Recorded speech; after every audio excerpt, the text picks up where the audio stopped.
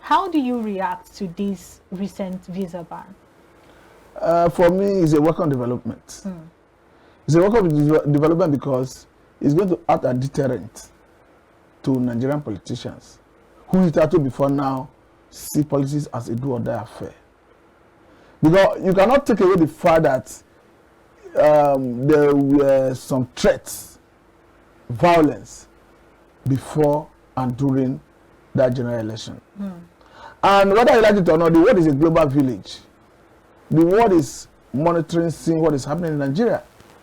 And it's not for fun that you see the European Union and some foreign agencies coming to observe election in Nigeria. So the report they write and send home is not just for the chefs. So this may be one of the reasons you see them come to monitor the election, write reports. So this may be one of the reasons. And for me, I think the United States of America and some other foreign countries should sustain that move. Because for me, you have a way of deterring Nigerian politicians from doing it wrong. Because a good number of Nigerian politicians see America, Britain, United Arab Emirates as their second home. So if you have some of your investment in America, in Britain, and you have a policy like this, and perhaps you are restricted from going there and even have your property seized, of course it will deter other people who have intention of doing such. So if that is what we need to bring sanity to our electoral system, I think it's a welcome development. All right, now looking at the case right about now, which is a visa ban. Nigeria is a sovereign state, and of course it has the right to decide on what happens, especially whether the election process or whatever it takes in terms of leadership.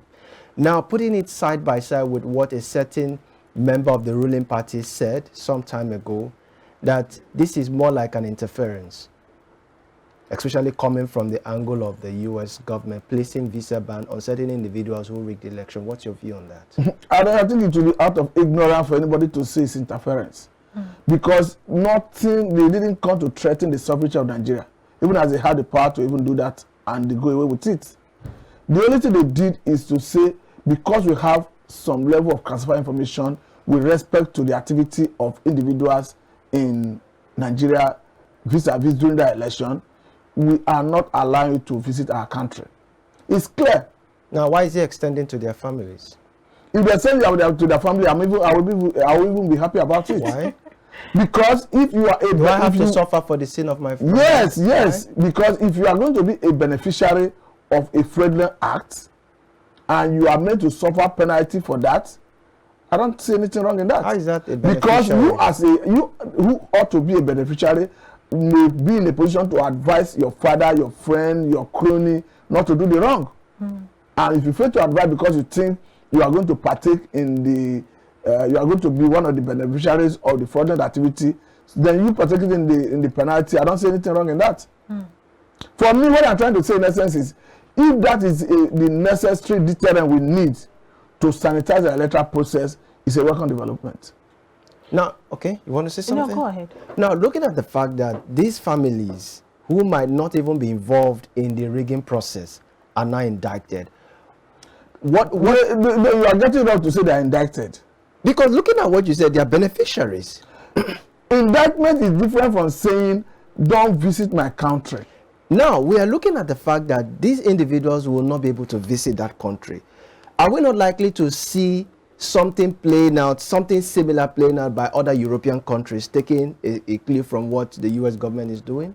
If you have a tendency, the disposition to circumvent a rule in your country, and you are allowed to visit another person's country, perhaps you start growing political strength.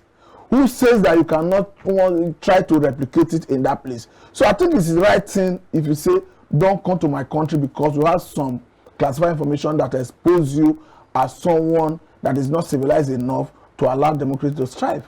Okay, when you say don't come to his country or their country, how about their wealth? How about their investment in those countries? What do you say about that? If their investment is so that it have anything to do with illicit fund, I would even encourage that it should be seized. But if it has nothing to do with illicit fund, the country have their own policy and their law. I think that will be guided by their policy and their law. It's not up to me to sit here and start deciding how to manage such situation. Hence, it's a country that runs on democracy, on rule of law. All right. I'm hoping that, you know, somehow, yeah, I want to believe that the American government, they understand what works for them, and they know why they have put this, you know, they have put their foot forward to react in this direction. And if other countries of the world decide to take the same decision as them, whatever works for them, I mean, we're in our own country, they're in their own, they own, you know, the right to make their decisions. But then, however, I feel like, I should want to ask, you know, these countries, America was colonized actually, like everyone else, by Britain.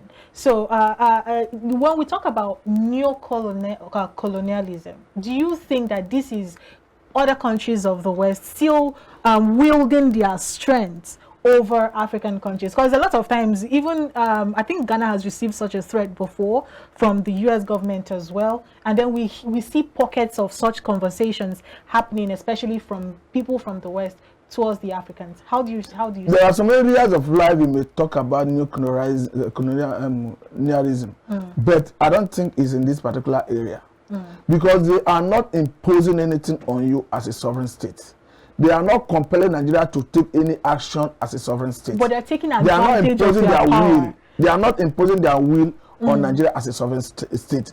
They are not interfering with our policy as a sovereign state. They are not interfering with our electoral process. They are not interfering with our law.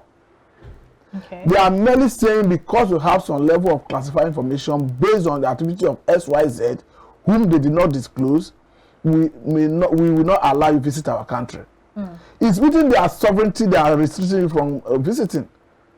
They are not having any diplomatic role with Nigeria as a sovereign state.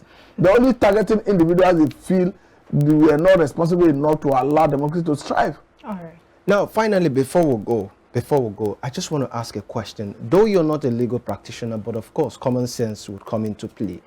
Looking at the fact that a certain spokesperson of the ruling party once said that an election that was rigged in Rivers State is not enough among every other state to upturn the case in court. Is that an incitement to enabling people who are into election rigging? And what does the law say about people who are found wanting in that particular act? The problem is, in most cases, it's not even about a holistic view about an election. It's about due process. If you see why people are questioning the activities of INEC, because INEC reneged on their promise to upload the election result electronically.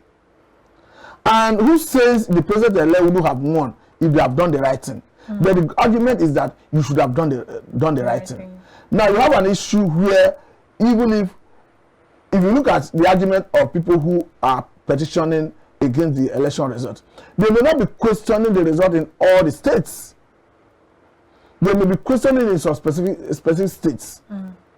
So it is not a holistic, because even what the law say, Electoral Act says that the electoral process should substantially comply, the election should substantially comply with the electoral law, not 100% compliance. So to that extent, it depends on whether the petitioner is able to prove his case, and if he's able to prove his case in a particular manner, it depends on whether what the law say in that area is sufficient to upturn the result of the election has been declared by INEC. Then again, the issue of whether the election result as declared by INEC and maybe some has been regarded maybe in an area whether it's sufficient to upturn the election result vis-a-vis a statement accredited to a particular person. For me, it's about the process. Just like one of the candidates of this election said, that if you must answer the name of, you must go by the name of your excellency, yeah. that the process that brings to the office must be excellent. And I think I agree with that statement, because if you coming to the office through some fraudulent means, even the perception from outside world, Yeah. even if they are not within their influence against the government, their perception may not be too right, the way they view Nigeria as a state. All right. Thank you so much, Mr. Matthew, for coming on the program this morning. It's been very, very wonderful having these conversations with you. And that's the much we can take this morning. Actually, the newspaper review has extended today. Beautiful conversations. I hope you enjoyed it. If any of those other stories you still want to find more on it, pick up a newspaper this morning and stay informed. Stay connected, of course, to your polity and what's going on in it.